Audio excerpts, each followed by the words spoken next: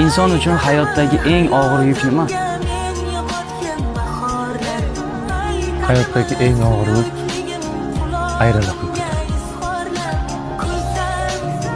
Kimdandir ayrilasan, hayotingdan ertak sotib chiqadi.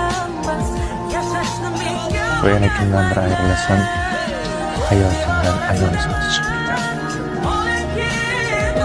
Chunki o'zing undan boshqasini ko'rishni xohlamaysan.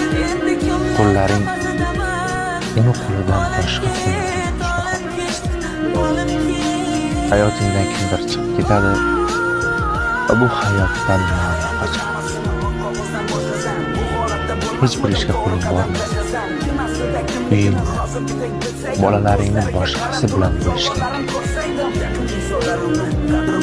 shunaqa hayotda shunday